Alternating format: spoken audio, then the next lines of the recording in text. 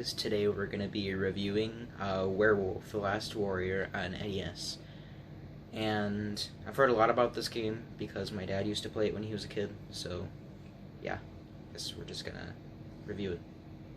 And here's the cover. It looks pretty cool.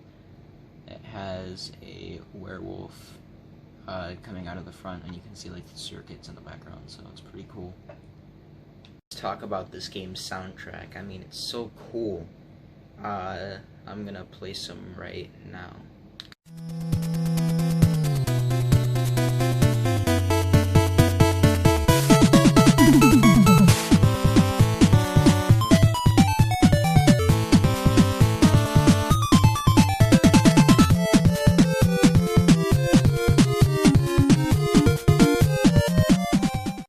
Really cool. And then, so you start out the game with a boss fight, and it's really odd that you'd start a game off with a boss fight, but you know, I'm not complaining. The boss is really easy. You just gotta stand there and hit him. But,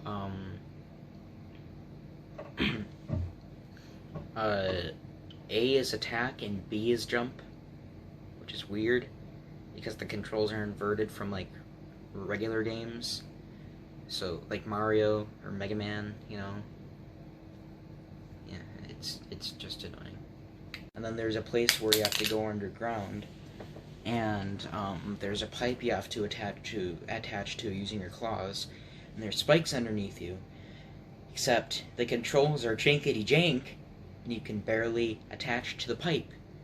So mainly you just take a lot of damage until you turn back into a human, and you can't do anything, because after the pipe part where you have to stick your claws into and go over the spikes, there is a part after that where you can only use the werewolf. So if you fail, you turn back into the human, and then if you get over there, you can't climb up the wall, so you just have to wait for the timer to run out. And yes, there's a timer. The timer only gives you 100 seconds per level. Sometimes the levels will be just giant labyrinths, so you're just wandering through there, and if the timer ends, you have to start the whole level over again. The game was released by Data East in 1990, so it was near the end of the NES's lifespan. Or the end of the NES's library. Because the NES ended up living for a bit longer than it should have. But the game is still kinda good. If I were to rate this game, I would probably give it a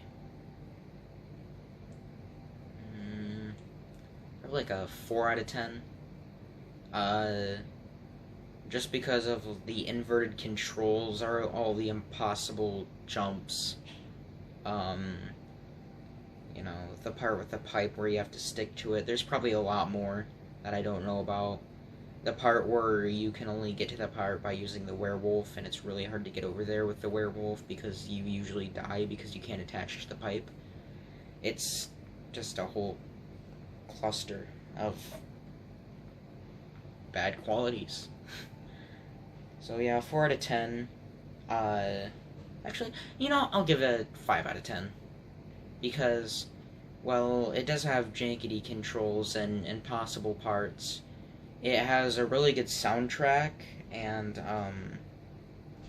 good level design. Or not good level design, but, you know, unique stuff. Peace.